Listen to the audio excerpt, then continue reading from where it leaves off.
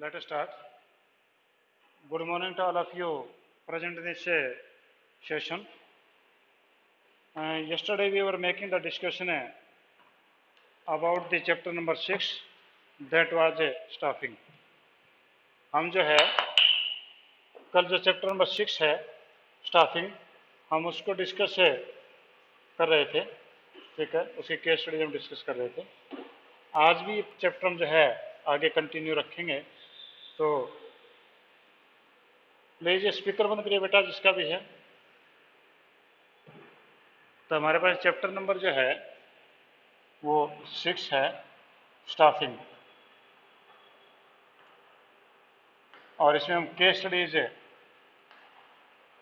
हम कर रहे हैं। और हम जो है आपका जो क्वेश्चन नंबर है जो कल था, पेज नंबर था आपके इसमें 4 पे, पेज नंबर 4 के ऊपर आपका 21st क्वेश्चन है, ये हम डिस्कस करेंगे आज हम, ठीक है। ये थे Prashant, the director of a company is planning to manufacturing rugs. Rugs होता है कालीन, जो नीचे बिछाने के होते हैं, उनको बोलते हैं कालीन, रग्स, ठीक है। Rugs for utilising waste material from one of his garment factory. वो जब प्रशांत जो डायरेक्टर कंपनी का, वो प्लानिंग कर रहा है कि जो हमारे गारमेंट फैक्ट्री है उससे का जो वेस्ट निकलता है उससे क्यों ना गलीचे बना लिए जाएं। He decided that his manufacturing unit will be set up in rural area. कल वाला जैसे क्वेश्चन जैसा दिखाई दे रहा है, ठीक है। Set up in rural area so that people of that area have more opportunities, कि ताकि वहाँ के लोगों को और ज़्यादा रोजगार के मौके मिलें। For this he wanted to 4 different head of sales, account, purchase and production department. ये कल वाले क्वेश्चन तक यहाँ तक तो सेम ही है। इस पर्पज़ के लिए उसने सेल्स का हेड, अकाउंट, परचेज और प्रोडक्शन हेड अपॉइंट कर लिए हैं।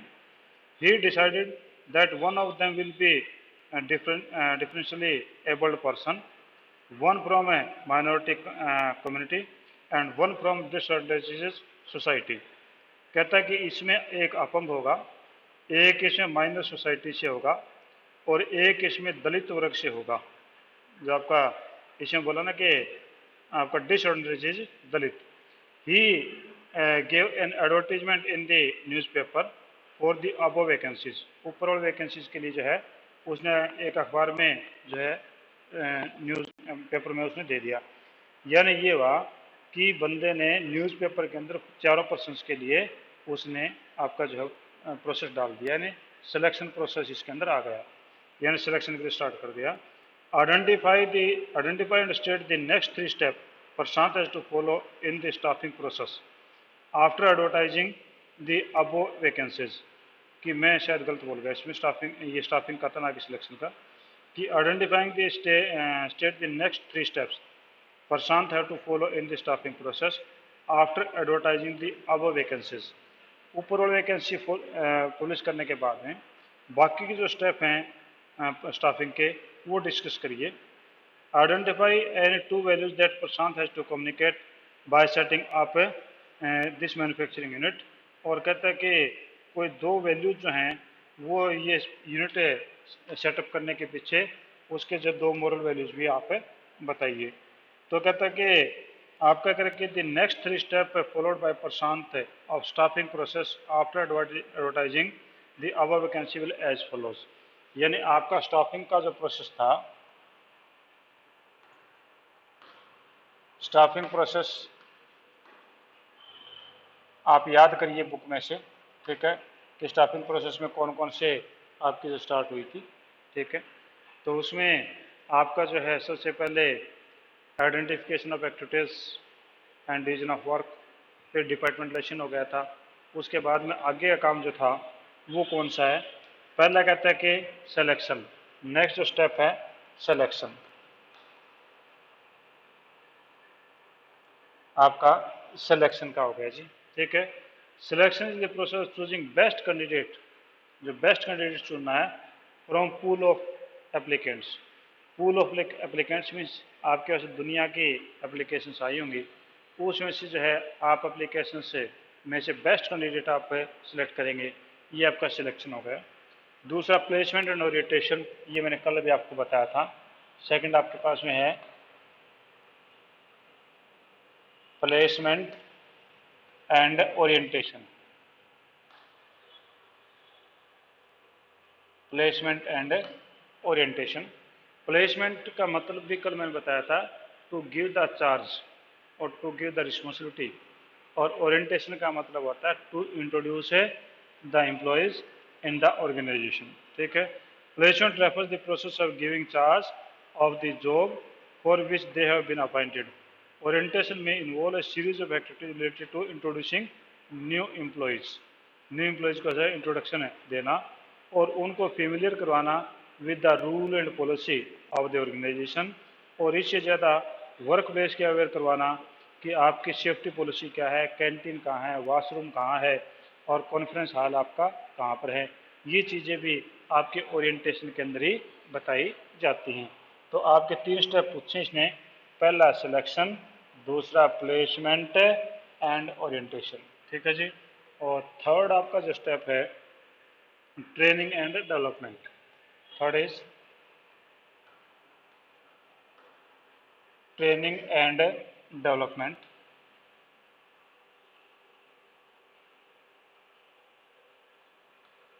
ट्रेनिंग एंड डेवलपमेंट कि आप जो है इन लोगों से जो ट्रेनिंग है वो भी इनको करवाने का काम जो है ये नेक्स्ट स्टेप आपके पास में होता है। तो ट्रेनिंग के बारे में कल भी डिस्कस किया था कि organization either have house training centre और it has making the collaboration with the other institution outside the organization, that may be the colleges, that may be the university, or that may be the practical training center, so that they could get the competency and they could contribute more efforts in the uplifting of the organization। तो इसलिए आपका training और development आपका होता है। तो पहले question भी ये पूछा था कि आपका जो स्टाफिंग प्रोसेस के है नेक्स्ट 3 आपने स्टेप बताने हैं। तो नेक्स्ट 3 स्टेप आपका बता दिया हमने, that is the selection, second is the placement and orientation and third is the training and the development. ठीक है जी। और इसने बोला था है बेटा, प्लेसमेंट का मतलब होता है when the person are appointed they are placed on the post and give them charge. ठीक है। अगर आप इसको क्लियर लिखना चाहते लिख लो, placement refer to the process of giving charge of the job for which they have been appointed, means giving the charge of the job for which they have appointed. If a person who is appointed as a principal and when he come to the school he is given the charge of the principalship, means because he was appointed for principal, it means when a person come to the office the liability the responsibility is given to him, it is called as placement। यानी खाली seat थी, principal की seat खाली थी, उसको यहाँ पर बैठा दिया, प्लेस कर दिया। प्लेस करते क्या होगा, ऑटोमेटिकली उसकी रिस्पॉन्सिबिलिटी स्टार्ट हो जाती है। तो ये आपका प्लेसमेंट कहलाता है। चार्ज का मतलब रिस्पॉन्सिबिलिटी, चार्ज का मतलब वो बिजली वाला चार्ज मत मानो कि आपने मोबाइल चार्ज किया है, हाँ रिस्पॉन्सिबिलिटी होता है इसका। ठीक है। हाँ जी। तो ये आपके पास हैं 3 आपके स्टाफिंग प्रोसेस के थे। अब इसने कहा कि मोरल वैल्यूज इसमें जो है ये प्लांट जो उसने सेटअप किया उसके पीछे मोरल वैल्यू क्या है। तो कहता है कि आपका ऑप्टिमम यूटिलाइजेशन ऑफ रिसोर्सेज, कोई भी हो सकते हैं। तो आपका मोरल वैल्यू जो कौन सी हैं, आपको जो भी अच्छा लगे मोरल वैल्यू हैं। पहले आपके पास में है optimum utilization, optimum utilization, optimum utilization of resources. क्योंकि यहाँ पर ये कह रहा है कि he will set up the industry और the factory in the rural area, क्योंकि रूरल एरिया में काफ़ी बेरोजगारी है। तो naturally the human resource which are laying unuseful that can be utilize, it means maximum use of utilization of human resource आपका हो जाएगा। नेक्स्ट करेगा rural development.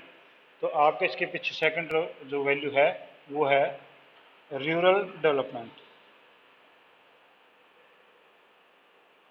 Means there will be A rural development also behind it's moral value, कि गांव का विकास भी करना उसका उद्देश्य है। ठीक है जी। तो ये आपके इस क्वेश्चन में 21 ये आपका क्वेश्चन था। हाँ, मैं एक बात और बता दूं कि मेरे पास जो आपके होमवर्क की कॉपीज हैं वो लगभग 50% बच्चों की पहुंची हैं, और उन लोगों ने जो मैंने ये जो केस स्टडी करवाई हैं उन लोगों ने केस स्टडी भी नहीं कर रखी हैं। आपको जो मैं हर रोज़ करवा रहा हूँ ये केवल आपके मनोरंजन के लिए नहीं है। It is not for your entertainment, this class is for your learning. It means the question which are I am describing or which are I am explaining, it is your duty to write down in your copies, because I have sent you the answer question paper, and from the help of this question paper you have to explain all these case studies। ये भी आपके लिए एक homework है। आप इसको ये मत सोचिए कि टाइम पास करने के लिए भाई सर यहाँ पर आकर के लग जाते हैं, हम ऑन कर देंगे फिर गेम खेलते रहेंगे सर की शक्ल देखते रहेंगे। ये उसी के काम में के लिए नहीं है, बल्कि ये भी आपका एक होमवर्क है। ठीक है। जिन बच्चों को कॉपी जमा नहीं हुई है, हाँ जी, हाँ तो वो नोटबुक हो सकता है मेरे पास में आगे आई नहीं होंगी। तो अभी क्योंकि मैंने देखा है कम से कम 7-8 बच्चों की कॉपी चेक की है, उनके तो नहीं थी। हो सकता है आप लोगों की होगी तो मैं, है बेटा, एक एक पूछो बेटा। क्या राइट, क्या जो क्वेश्चन है जो आपको पहले मैंने क्वेश्चन भेजे थे 48 क्वेश्चन भेजे थे उनके आंसर राइट करने हैं, और क्या राइट करोगे। ठीक है। फोटो स्टेट ये मैंने सिर्फ आपकी पर्सनल रिक्वेस्ट पे भेजी थी, तो ये औरों को बताने की बात भी नहीं थी, आगे से नहीं भेजूंगा। ठीक है। और आप क्वेश्चन की फोटो स्टेट करवा ले तो आंसर तो लिखोगे उनके,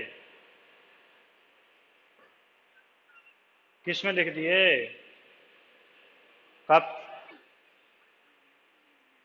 अरे क्वेश्चन पेपर तो आप तमन्ना का जवाब दे दूं मैं एक बार, कि आपने कॉपी में भी करना है, केवल इतने से बात नहीं बनती।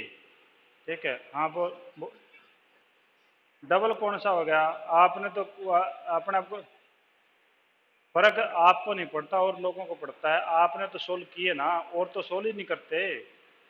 बात तो ये ना, और लोग तो चुपचाप।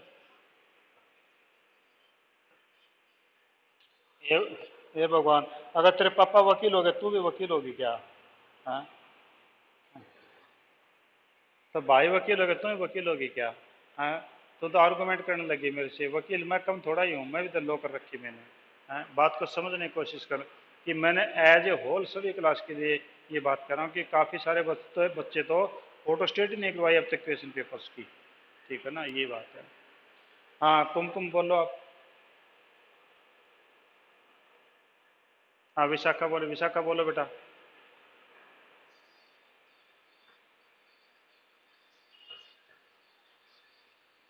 अगर आपने लिखे हुए अगर आप लोगों ने कर रखा था वेल एंड गुड, तो कोई दिक्कत नहीं, मैं चेक कर लूंगा उनको।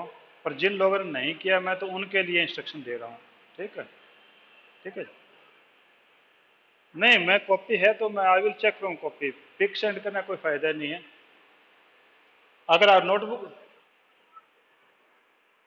अच्छा अच्छा आपके पास, चलो,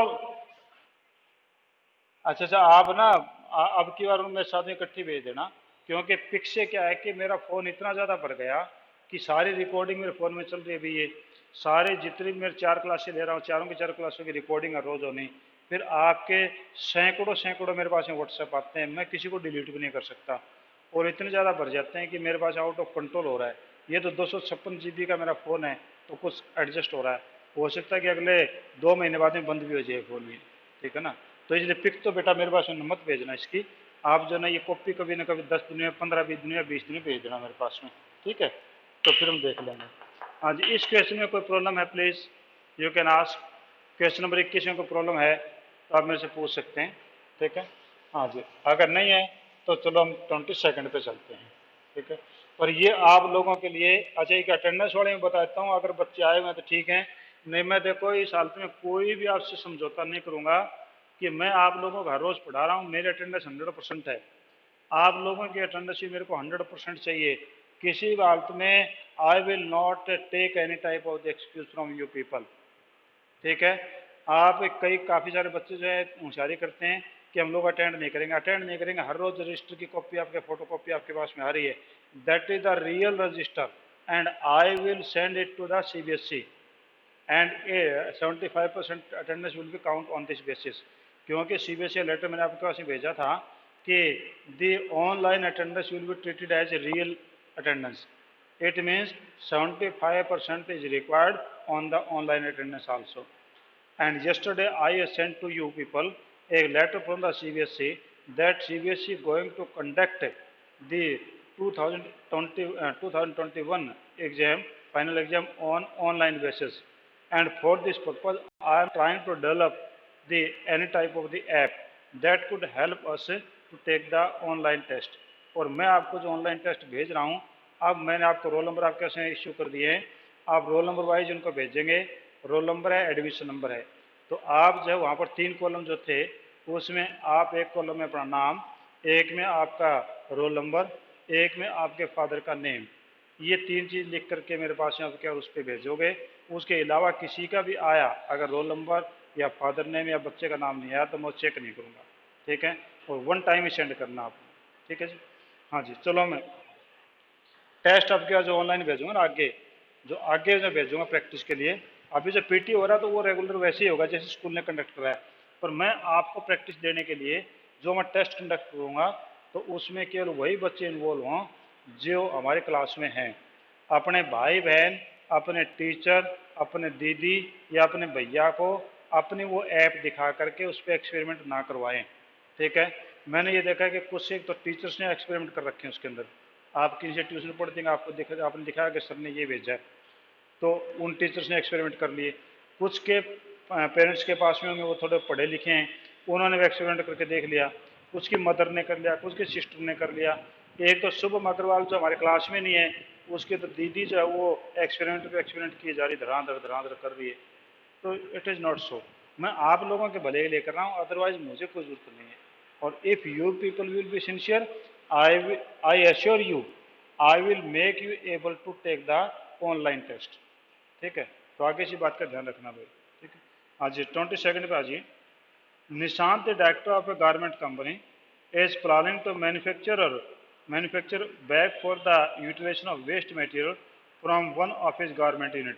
लो जी, सारे कबाड़ का काम कर रहा है तीनों केस में। यहाँ भी गारमेंट फैक्ट्री चल रही है, ये बैग बनाने की बात कर रहा है।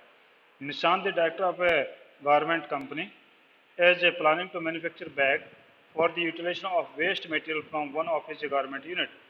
He has decided that his manufacturing unit will set up in the rural area of Odisha. ये भी रूरल एरिया में चला गया, where people have very few job opportunity and labor is available very low rate.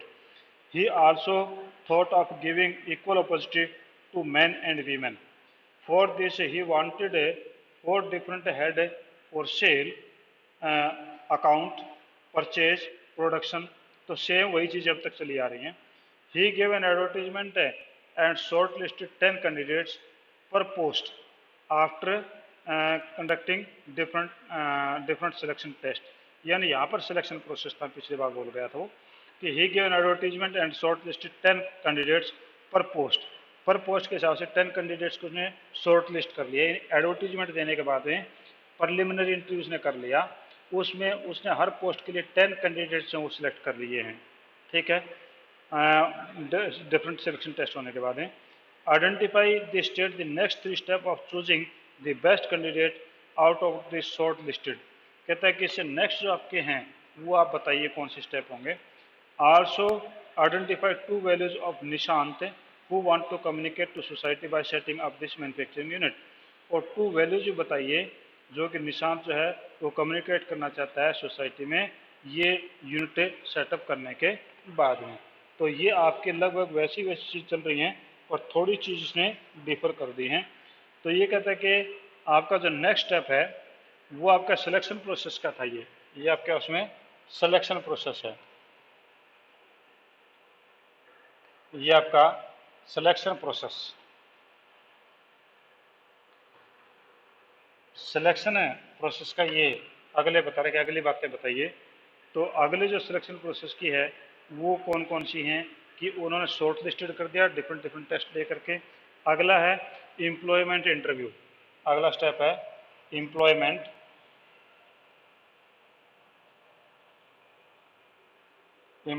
Interview. First आपके पास में क्या जी, employment interview. अब एम्प्लॉयमेंट इंटरव्यू का मतलब होता है आमने सामने बैठ के कोई बात करना, that is called as an interview. It is a face to face interaction between the interview and a prospective candidates. It involves formal path in the conversation that is conducted to evaluate the applicant's suitability for the job. आमने सामने बैठ के हम बात करते हैं तो वो जो है आपका एम्प्लॉयमेंट इंटरव्यू कहलाता है।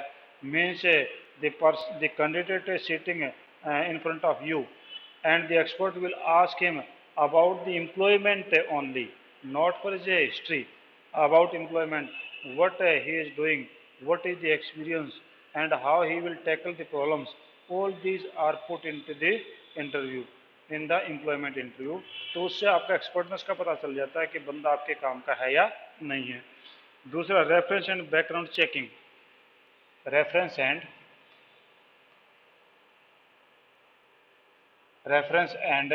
Background checking.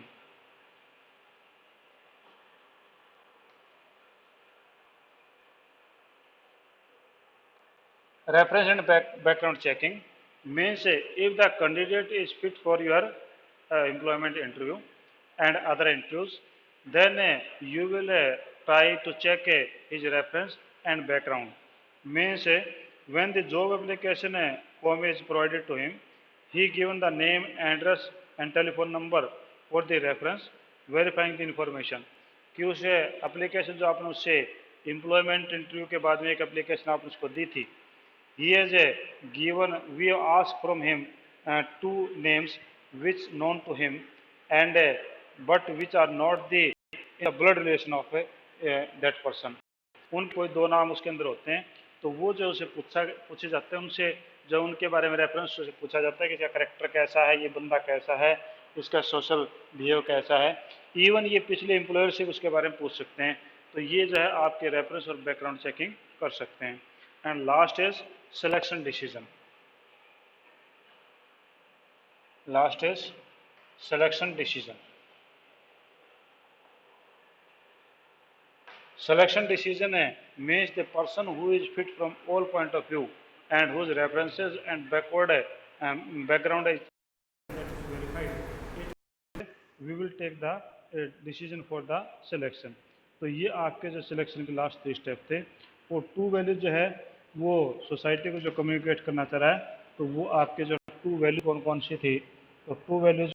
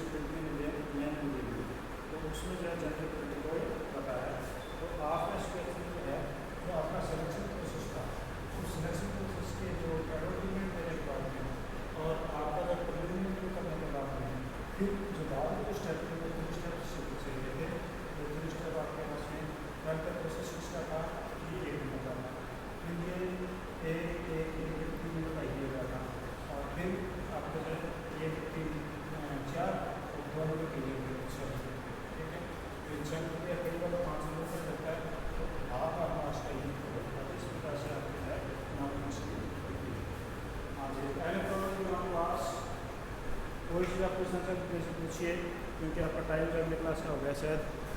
हाँ जी, फ़ोन आपका ओवर हीट हो गया मेरा।